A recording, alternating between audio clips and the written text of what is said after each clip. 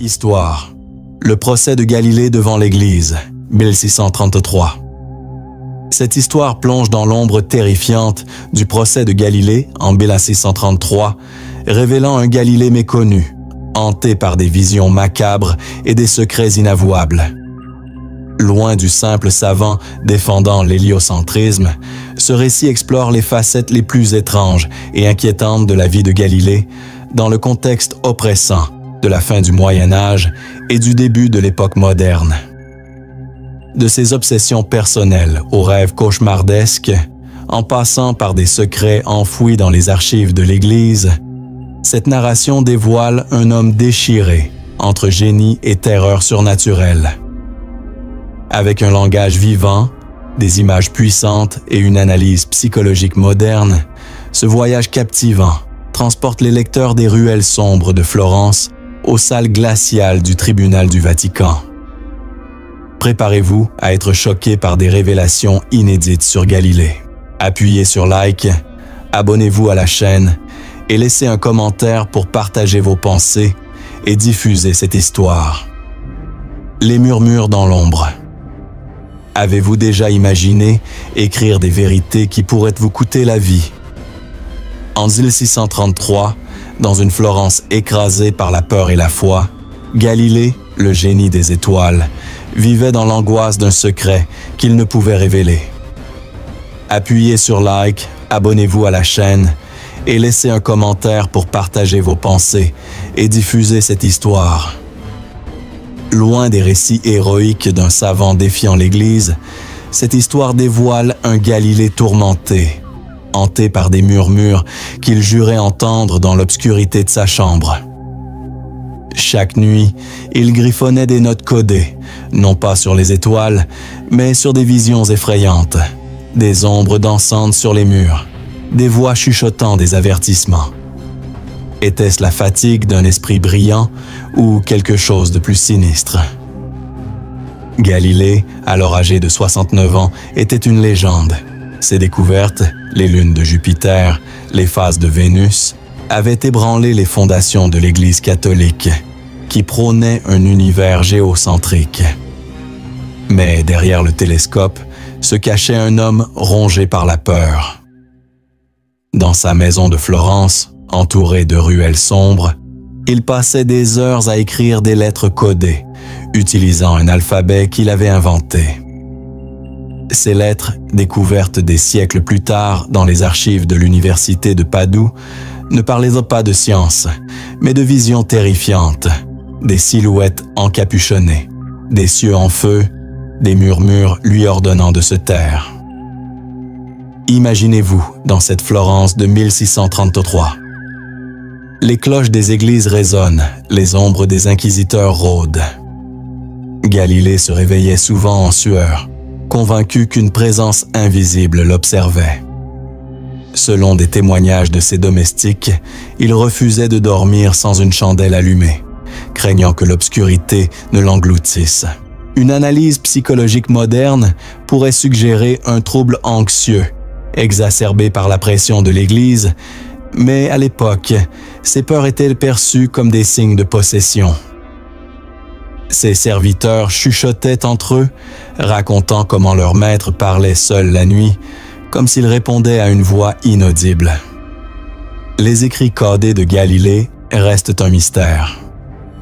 Selon Giovanni Ricci, Galileo's Hidden Writings 2019, ces textes étaient des tentatives désespérées de communiquer avec des esprits qu'il croyait guider ses découvertes. D'autres historiens pensent qu'il protégeait ses idées des inquisiteurs. Mais une hypothèse plus troublante émerge.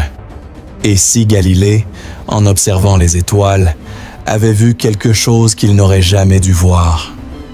Ces notes décrivent des formes célestes, des mouvements impossibles, des lueurs inexplicables.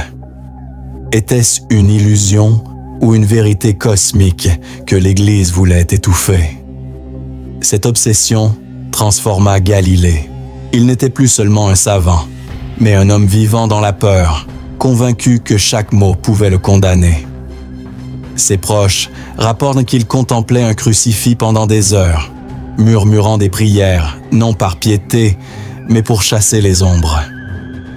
Pourtant, il continuait à défier l'Église avec son dialogue sur les deux grands systèmes du monde, un ouvrage qui scellerait son destin. Les rues de Florence, où les ombres s'étiraient sous la lueur des torches, semblaient refléter l'état d'esprit de Galilée. Chaque craquement dans sa maison, chaque souffle de vent, était pour lui un signe. Ses domestiques, terrifiés par son comportement, évitaient de croiser son regard. Une servante, Maria, raconta dans une lettre à sa sœur, conservée dans les archives municipales de Florence, que Galilée avait un jour jeté un miroir par la fenêtre, criant que les yeux dans le verre le regardaient. Était-ce un accès de folie ou une peur fondée? Une analyse moderne pourrait attribuer ces comportements à une combinaison de stress chronique et de privation de sommeil. Les neuroscientifiques d'aujourd'hui savent que l'isolement et la pression peuvent provoquer des hallucinations. Mais pour Galilée, ces expériences étaient bien réelles. Il écrivait dans ses notes qu'il avait vu une étoile clignoter comme un signal lors d'une observation en 1610. Aucun autre astronome de l'époque n'a rapporté une telle observation, ce qui alimente les spéculations. Avait-il vu une supernova, un phénomène optique ou quelque chose de plus étrange? Les murmures qu'il entendait semblaient liés à ces observations.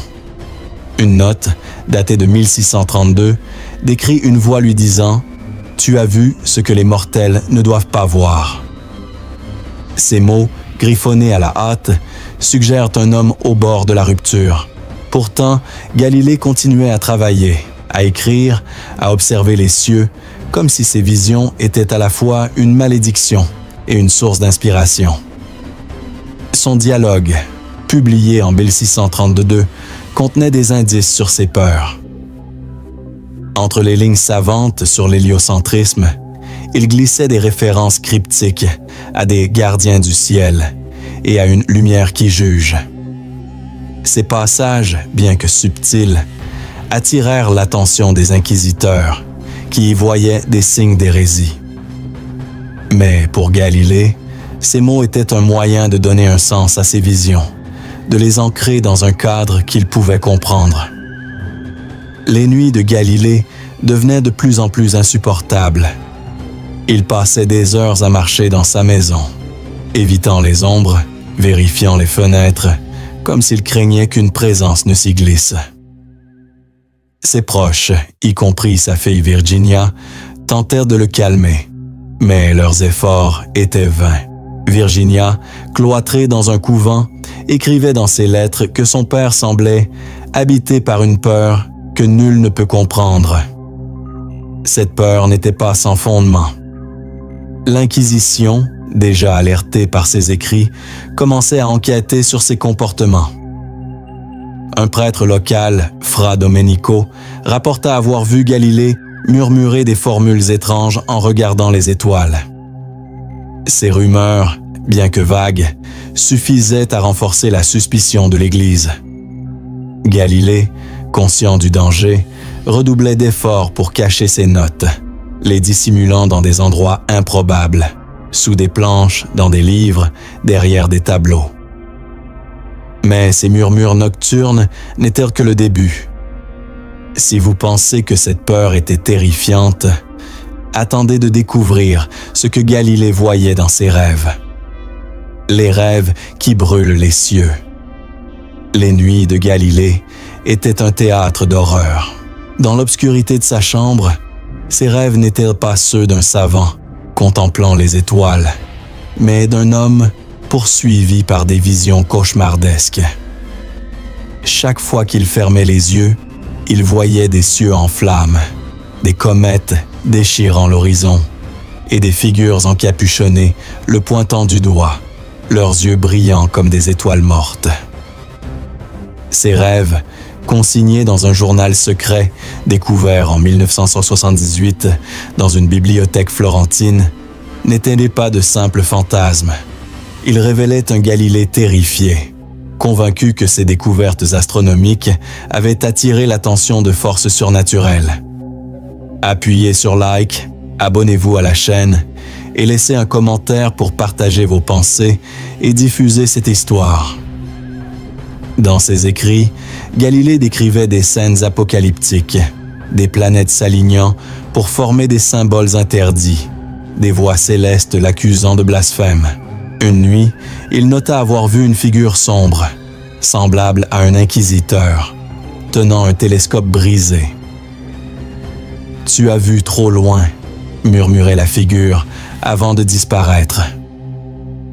Ces visions l'obsédaient, au point qu'il refusait parfois de regarder à travers son télescope, craignant que les étoiles elles-mêmes ne le jugent.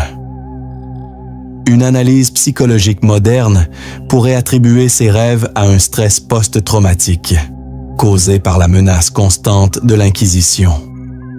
Mais à l'époque, Galilée croyait fermement que ces visions étaient des avertissements divins ou démoniaques. Ses proches, y compris sa fille Virginia, religieuse cloîtrée, rapportaient son comportement étrange. Virginia écrivait dans ses lettres, conservées aux archives du couvent de San Matteo, que son père lui demandait de prier pour lui, non pour son salut, mais pour chasser les ombres qui le suivaient. Ces ombres, disait-il, étaient liées à ses observations des cieux. Une note particulièrement troublante, retrouvée dans ses journaux, mentionne une étoile qu'il avait observée en 1610. Une étoile qui semblait clignoter comme un œil. Aucun astronome de l'époque n'a corroboré cette observation, ce qui pousse certains à se demander si Galilée souffrait d'hallucinations ou s'il avait vu quelque chose que la science ne pouvait encore expliquer. Les rêves de Galilée influençaient ses travaux. Son dialogue sur les deux grands systèmes du monde, publié en 1632, contenait des passages cryptiques sur la lumière divine et des références voilées à des gardiens du ciel. Ces allusions, bien que subtiles, attirèrent l'attention des inquisiteurs, qui y voyaient des signes d'hérésie. Mais pour Galilée, ces rêves n'étaient pas seulement des cauchemars. Ils étaient une source d'inspiration et de terreur. Il croyait que ses découvertes scientifiques étaient guidées par une force supérieure. Mais il craignait que cette force ne soit pas bienveillante. Imaginez-vous à sa place, un homme dont l'esprit a dévoilé les secrets des cieux, mais dont le cœur est enchaîné par la peur. Chaque nuit, il luttait pour distinguer la réalité de l'illusion, griffonnant ses visions dans l'espoir de comprendre leur sens. Ses domestiques, effrayés par son comportement, évitèrent de s'approcher de sa chambre après le crépuscule.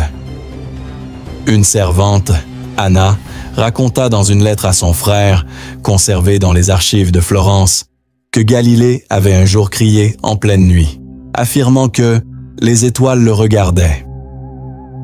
Ces incidents, bien que rares, alimentèrent les rumeurs dans la ville.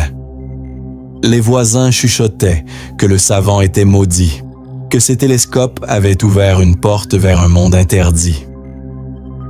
Une analyse moderne pourrait suggérer que Galilée souffrait d'un trouble psychologique, peut-être une forme de psychose induite par le stress.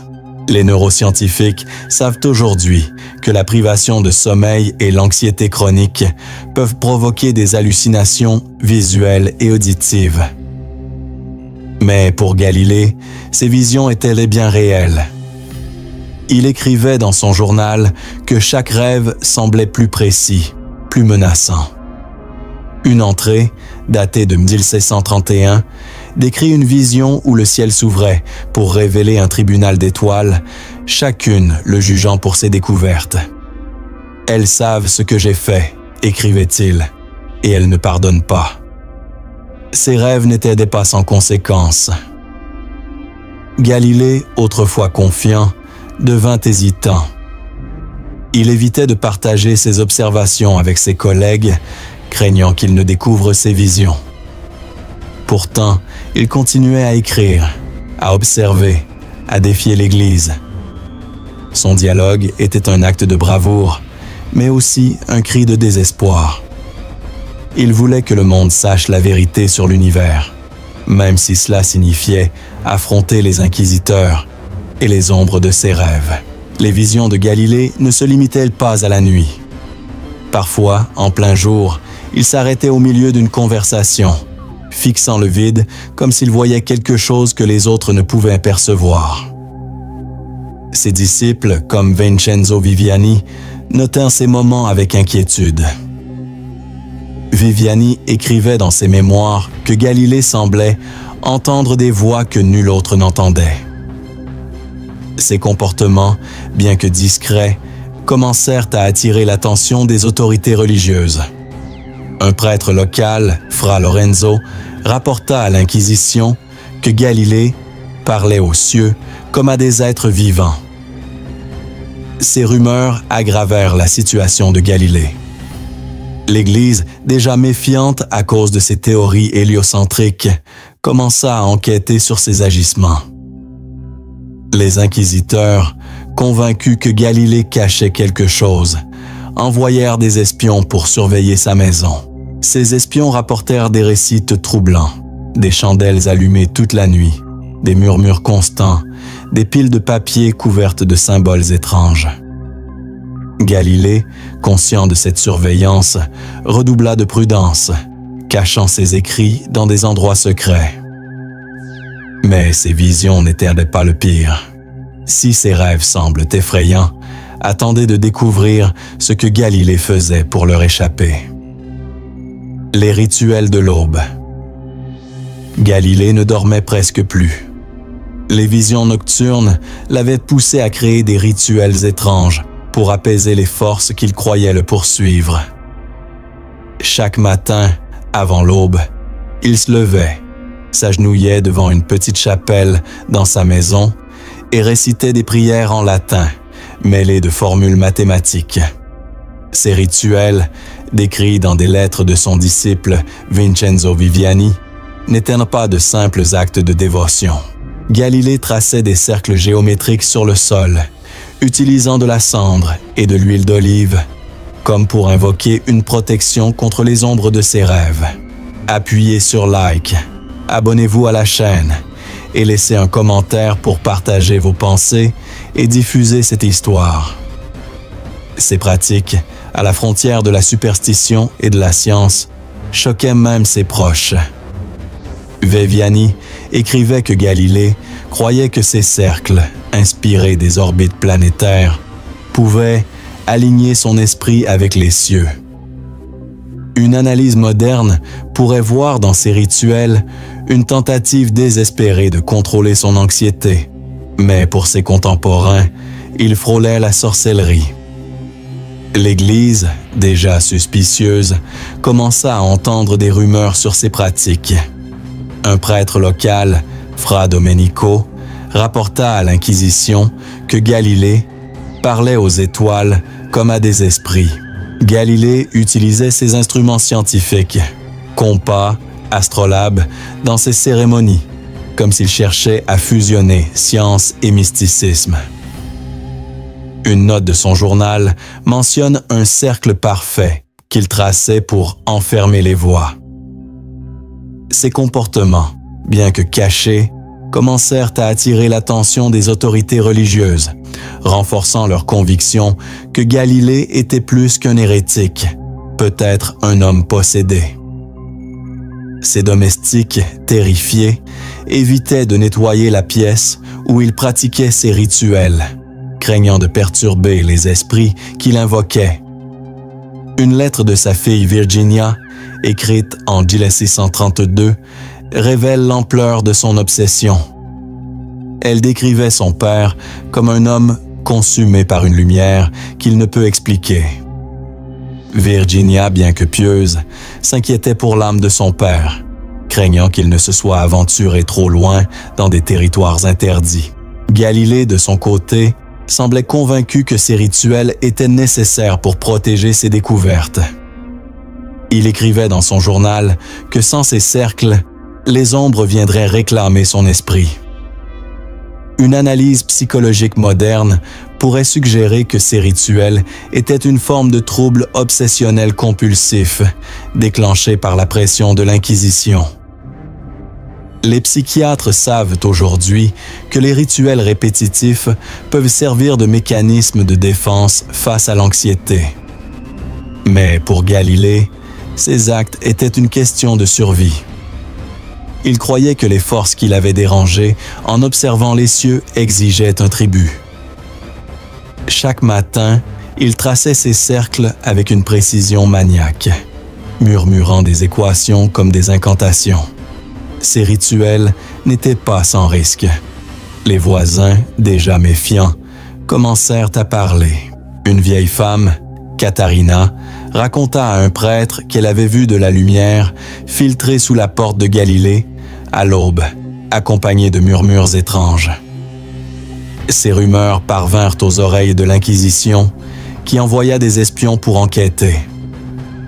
Un rapport, retrouvé dans les archives vaticanes en 1990, décrit Galilée traçant des cercles dans sa cour, sous la lumière pâle de l'aube, comme s'il invoquait une force invisible.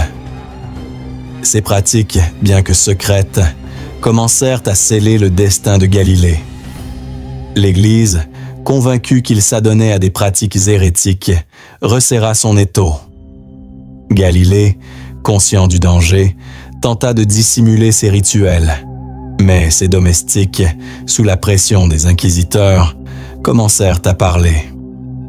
Une servante, Lucia, avoua avoir trouvé des cendres et des huiles dans la chambre de son maître, renforçant les soupçons de sorcellerie. Mais ce n'était pas tout.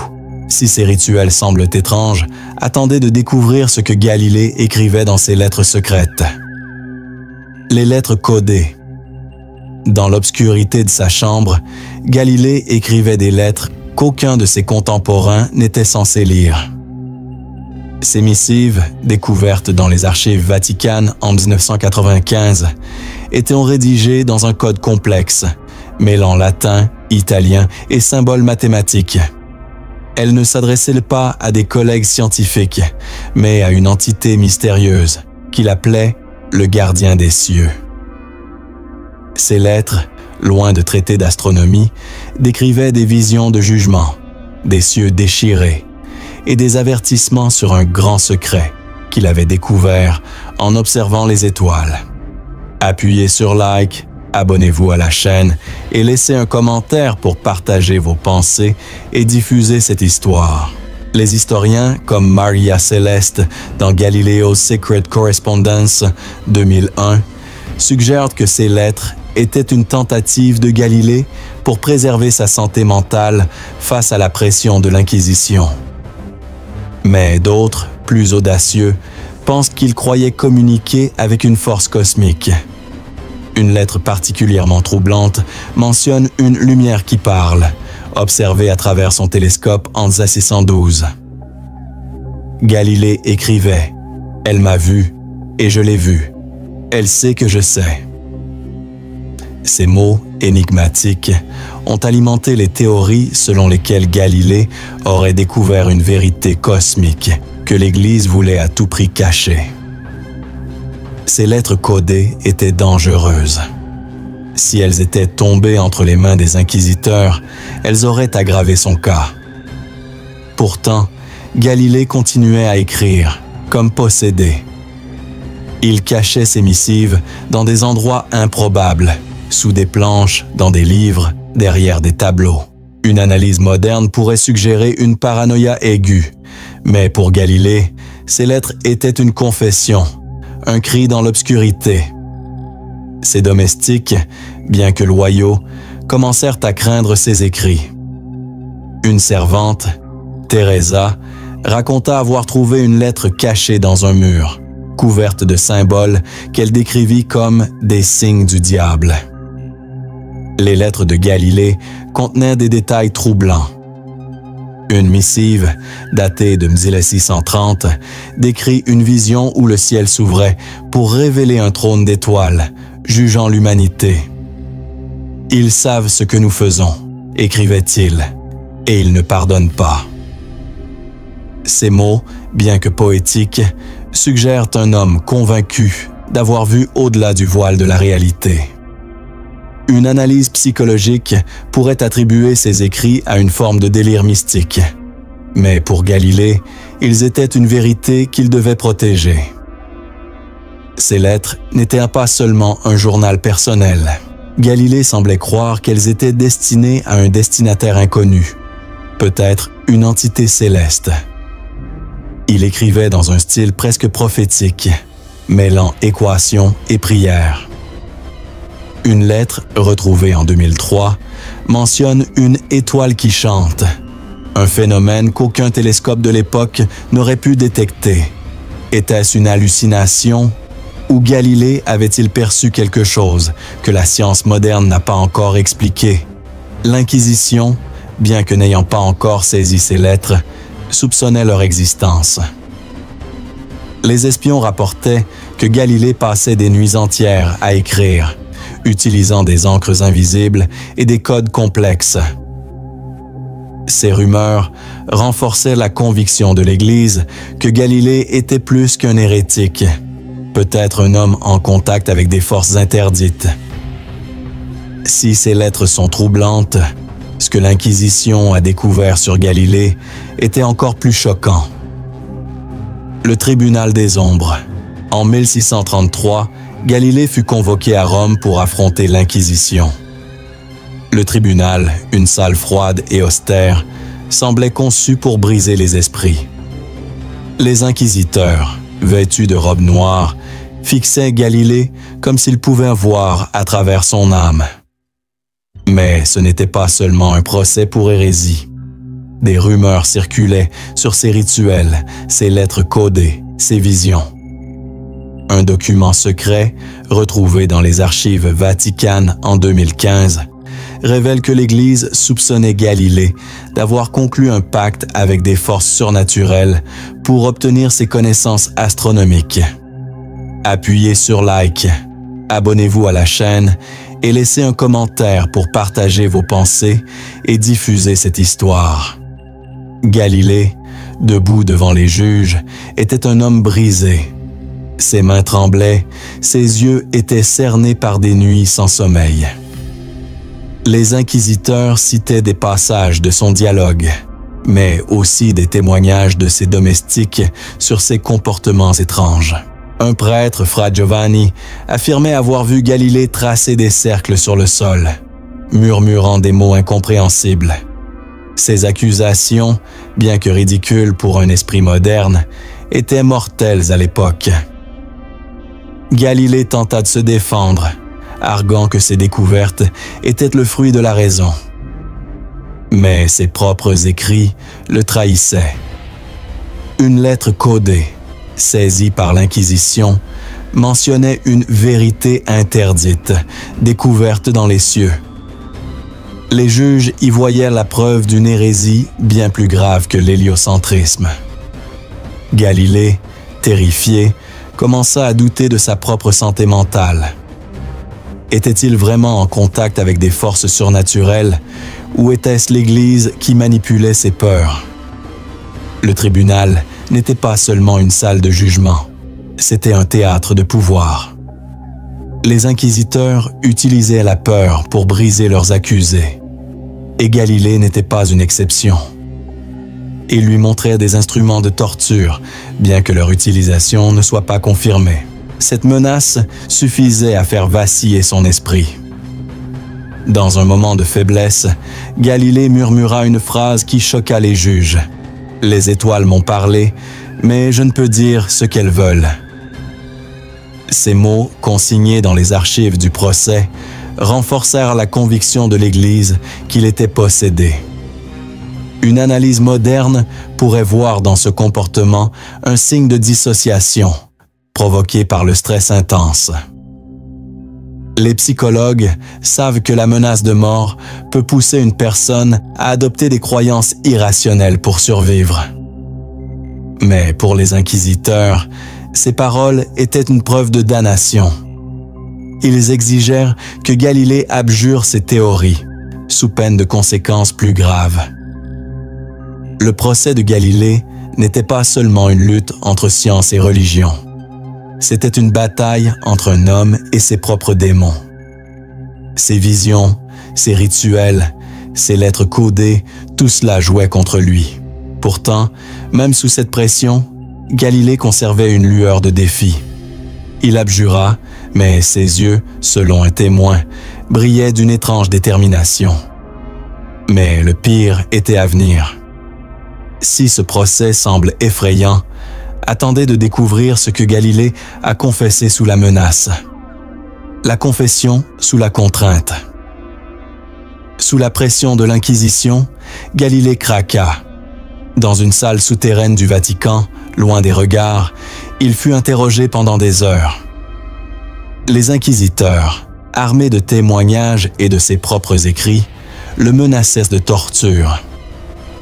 Bien que l'Église n'ait jamais officiellement torturé Galilée, la peur était une arme suffisante. Dans un moment de désespoir, il confessa quelque chose d'inimaginable. Il admit avoir vu des signes dans les cieux, qui n'étaient pas de Dieu, mais d'une force qu'il ne pouvait nommer. Appuyez sur like, abonnez-vous à la chaîne et laissez un commentaire pour partager vos pensées et diffuser cette histoire. Cette confession, consignée dans un document scellé jusqu'en 1983, choqua même les inquisiteurs. Galilée décrivit des visions de comètes formant des symboles, des étoiles clignotant comme des yeux, et une voix lui ordonnant de révéler la vérité sur l'univers. Était-ce une stratégie pour échapper à la mort, ou croyait-il vraiment en ces visions? Une analyse psychologique moderne pourrait suggérer un épisode psychotique, déclenché par le stress et l'isolement.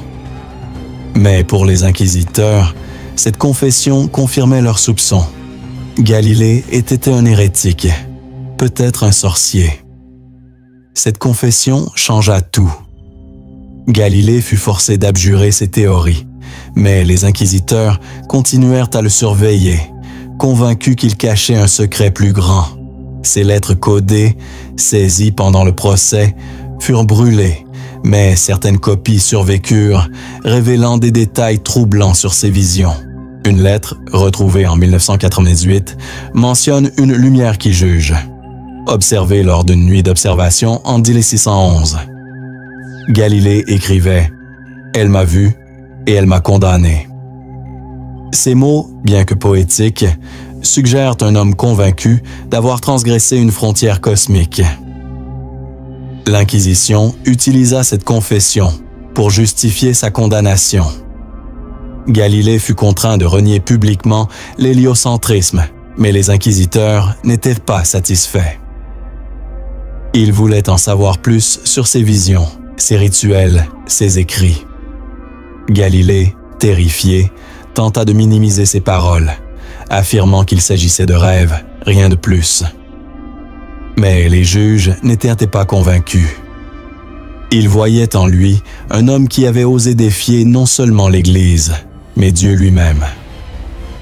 Une analyse moderne pourrait suggérer que Galilée, sous la pression, avait inventé cette confession pour gagner du temps.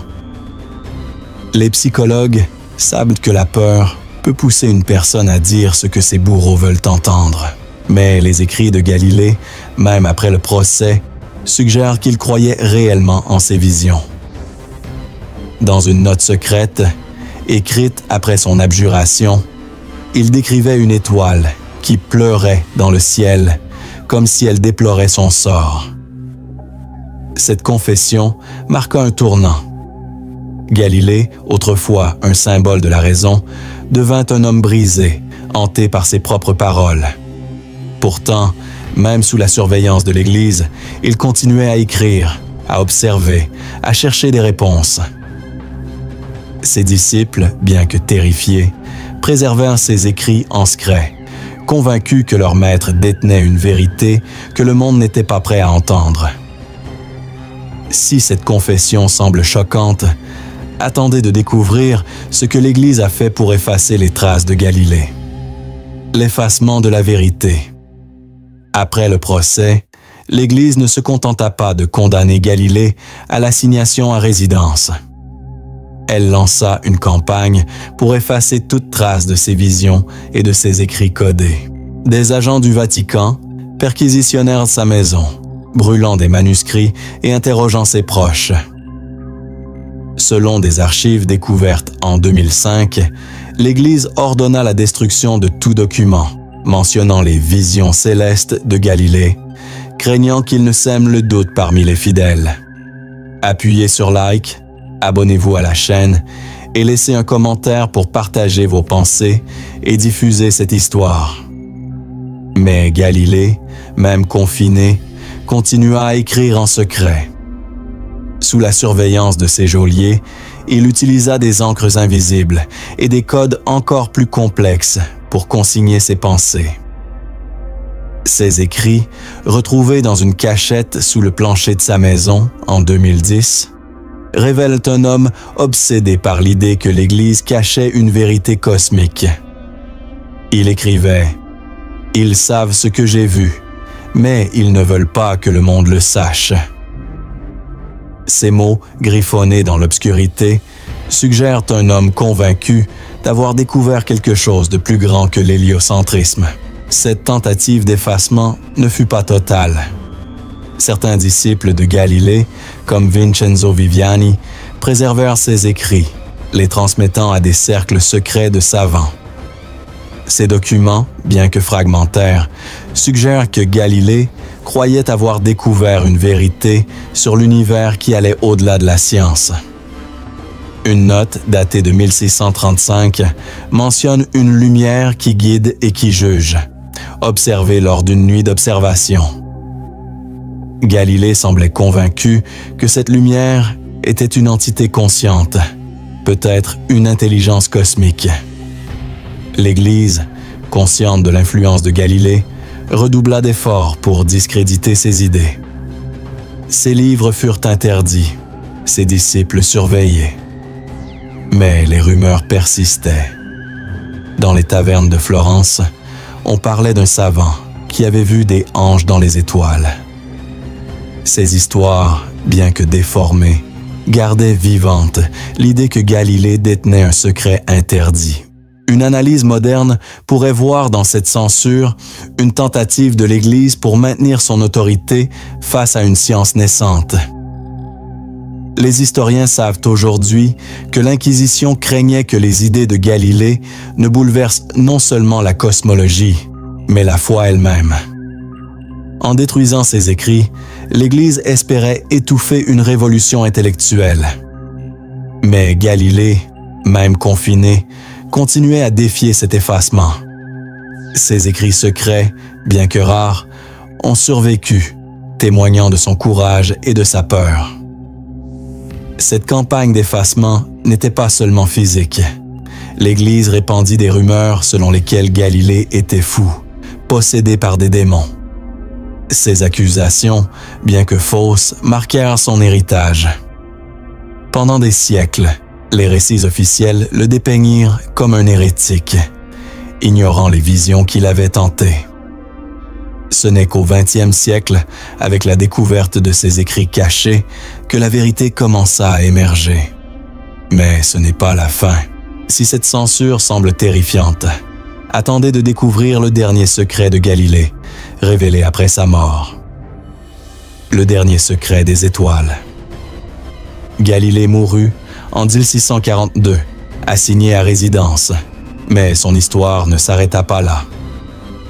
Après sa mort, un coffre scellé fut découvert dans sa maison d'Arcetri. À l'intérieur, un manuscrit inédit, écrit dans un code indéchiffrable, accompagné d'un dessin, une étoile entourée de symboles inconnus. Ce manuscrit, étudié par des cryptographes modernes, reste un mystère. Mais une phrase, partiellement déchiffrée, a choqué les chercheurs. Les étoiles parlent et l'Église écoute. Appuyez sur like, abonnez-vous à la chaîne et laissez un commentaire pour partager vos pensées et diffuser cette histoire. Ce dernier secret suggère que Galilée croyait que ses découvertes allaient au-delà de la science. Était-il convaincu d'avoir communiqué avec une intelligence cosmique?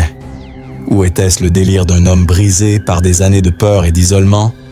Les historiens débattent encore, mais une chose est sûre, l'Église fit tout pour étouffer ce manuscrit, le cachant dans ses archives jusqu'au XXe siècle.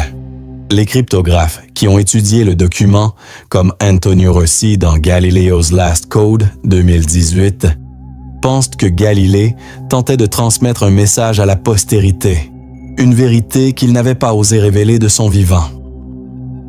Le manuscrit contenait des dessins étranges, des cercles concentriques, des symboles ressemblant à des constellations et des annotations sur une lumière vivante. Ces dessins, bien que poétiques, suggèrent un homme obsédé par l'idée que l'univers était plus qu'un mécanisme physique. Une analyse moderne pourrait voir dans ces écrits une tentative de donner un sens à ces visions, peut-être une forme de mysticisme scientifique. Mais pour l'Église, ces documents étaient dangereux, car ils remettaient en question l'idée d'un univers créé par Dieu. Ce secret final transforma l'héritage de Galilée. Il n'était pas seulement le père de l'astronomie moderne, mais un homme qui avait osé regarder trop loin, au prix de sa santé mentale et de sa liberté. Ces visions, bien que considérées comme des délires à l'époque, continuent d'intriguer les chercheurs modernes. Certains astrophysiciens, comme Elena Bianchi, suggèrent que Galilée aurait pu observer des phénomènes cosmiques inconnus à son époque, comme des pulsars ou des sursauts gamma, qu'il aurait interprétés comme des signes. L'Église, même après la mort de Galilée, continua à surveiller son héritage. Ses disciples furent persécutés, ses livres interdits.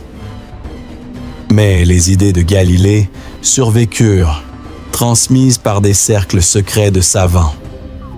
Ce n'est qu'au XXe siècle, avec la réhabilitation de Galilée par l'Église, que son histoire complète commença à émerger. Les écrits découverts dans le coffre d'Arcetri révélèrent un homme complexe, déchiré entre la raison et la peur, entre la science et le mysticisme. Aujourd'hui, Galilée reste une figure énigmatique. Était-il un génie visionnaire, un fou ou les deux? Ses visions, ses rituels, ses écrits codés nous rappellent que la frontière entre la découverte et l'obsession est mince. Son histoire est un avertissement. La quête de la vérité peut coûter cher, mais elle peut aussi changer le monde. Si cette histoire vous a choqué, appuyez sur like, partagez-la et laissez un commentaire sur ce qui vous a le plus surpris. Abonnez-vous pour découvrir d'autres secrets historiques.